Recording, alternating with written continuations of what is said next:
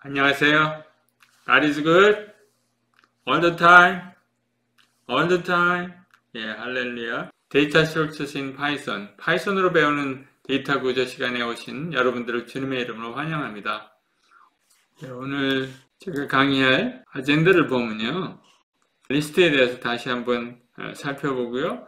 그 다음에 카피하는 방법에 대해서, 다양한 오브젝트들을 어떻게 카피하는지 그 방법에 대해서 우리 함께 공부합니다. 리스트에 append와 extend되는 두 개의 또 다른 메소드가 있죠. 오브젝트에 따른 메소드, 펑션이 아니고요, 메소드라고 합니다. 메소드는 항상 그 앞에 오브젝트가 오고 그 다음에 dot 하고 메소드를 이렇게 호출하죠. 그래서 x를 extend 하고 싶다. 4, 5, 6. 그러면 x가 어떻게 나옵니까? x가 4, 5, 6를 더해서 나오겠죠. 1, 2, 3, 4, 5, 6 이렇게 나오겠습니다. 평범하게 늘어나죠. 4, 5, 6, 1, 2, 3 이렇게 늘어납니다. append는 어떻게 나오겠습니까? 이거는 여러분들 헷갈리지 아니하도록 1, 2, 3 이렇게 나오고요. append는 항상 하나만 append 할 수 있습니다. 그러니까 이 전체가 하나로 간주가 되는 거예요. 그래서 하나로 들어갑니다. 4, 5, 6 이렇게 하나로. 하나 오브젝트죠. append가 볼 때는 여기 하나의 오브젝트입니다. 한 개가 들어가는 거죠. 그래서 이렇게 여러분들 필요에 따라서 이렇게 적당히 구별해서 사용하면 되겠습니다. 예, 그 다음 operations on list, reversing a list.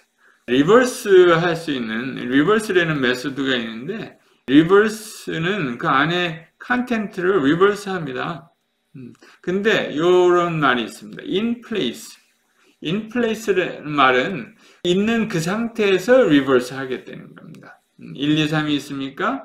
그러면 여기 x가 1, 2, 3이죠? 그래서 y equal x 하죠? 그러면은 리버스 하면 3, 2, 1이 됩니다. 근데 내내 x나 y는 같은 오브젝트를 가리치는 거죠. 그 다음에 sort도 마찬가지 방법입니다. in place를 합니다. in place에서 sort해서 내내 in place, 그 오브젝트 자체 그 내용이 바뀌는 겁니다. 그런 것을 in place에서 이렇게 리버스하고 in place에서 sort 한다고 이야기합니다. in place 하지 않고 다른 새로 만들어서 리턴하는 그런 펑션도 있습니다. sorted 뭐 이런 펑션이 그렇게 하죠. reversed 뭐 이런 펑션들이 그렇게 합니다. exercise 1 쉬운 문제 중에 하나죠.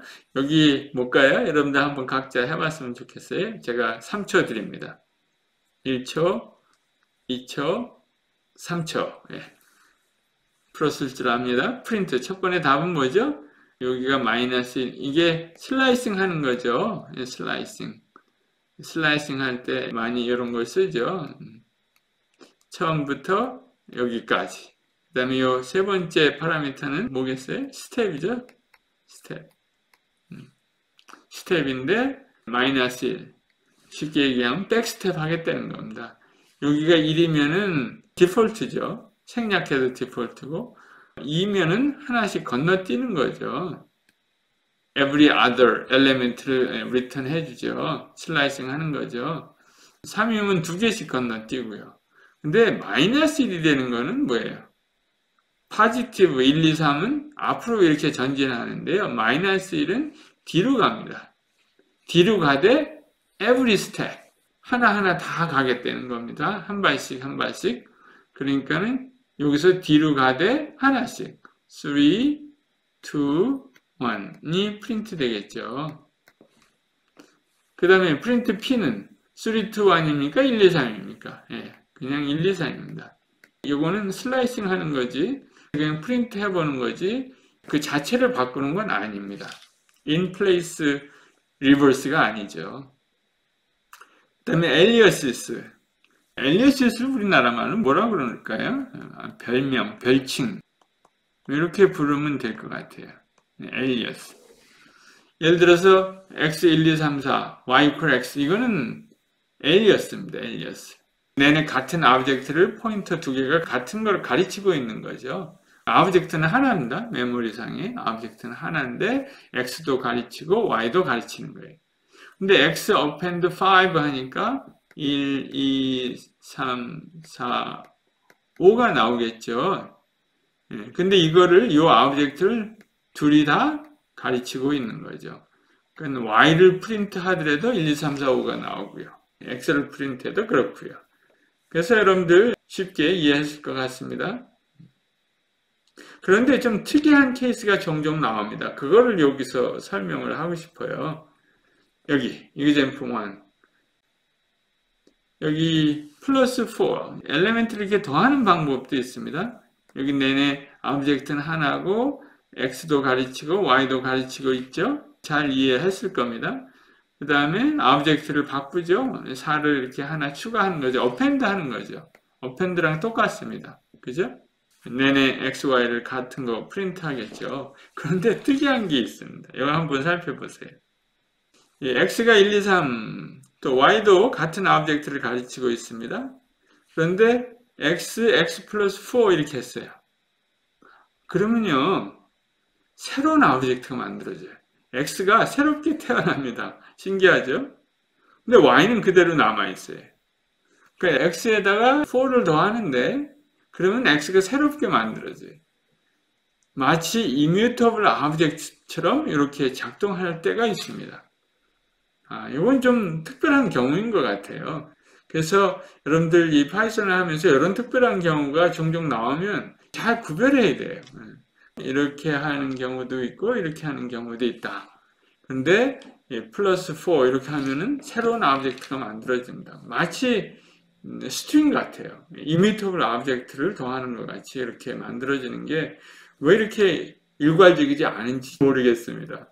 여러분들 이 특이한 경우가 있으니까 항상 조심해서 사용하면 좋겠습니다.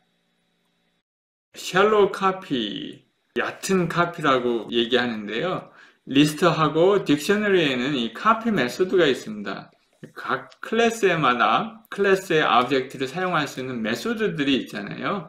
리스트하고 딕셔너리에는 카피라는 메소드가 있습니다. 이게 이제 뮤터블한 클래스잖아요. 뮤터블 하니까 때때로 이렇게 y equal x 이렇게 하고 싶은 거예요. 근데 같은 오브젝트를 가르치지 말고 정말 카피하고 싶다. 새로운 오브젝트를 만들어내고 싶다.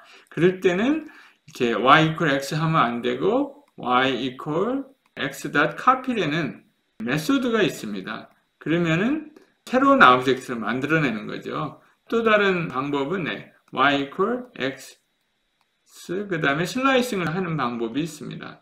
이 콜론입니다. 이렇게 하면은 x에 있는 모든 것을 다 카피해 옵니다. 새로운 오브젝트를 만들어내죠.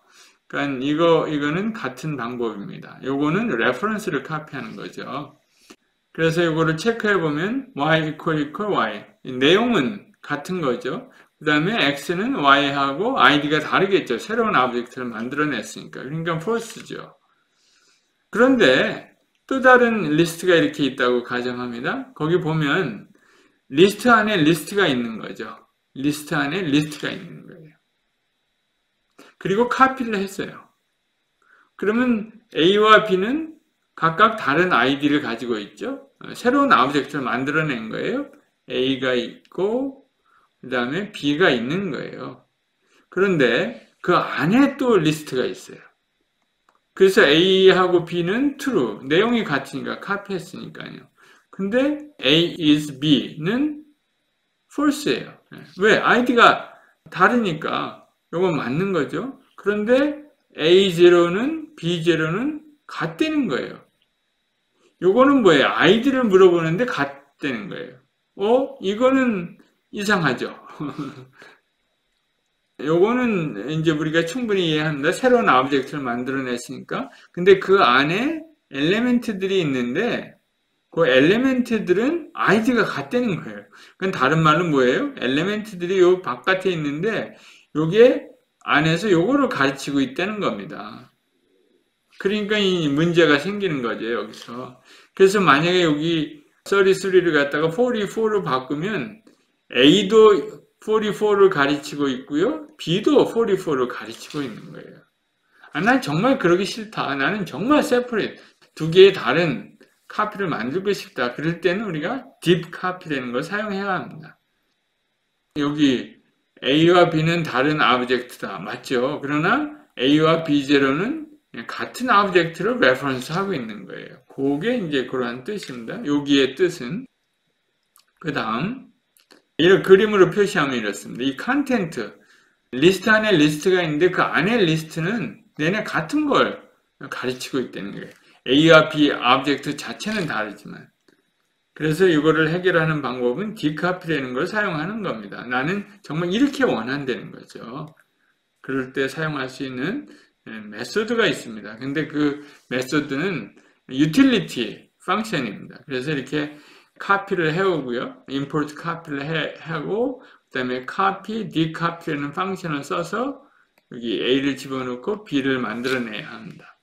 이럴 경우에는 A와 B가 각각 다른 오브젝트, list of list가 생기는 겁니다.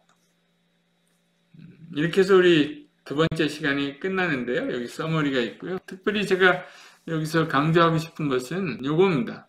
투플하고 리스트 서로 컨버터블 하거든요. 그럴 때는 요 리스트 컨스트럭트, 투플 컨스트럭트 펑션이라고 여기 했는데요. 요런 펑션들은 특별히 우리가 construct라고 부릅니다. construct.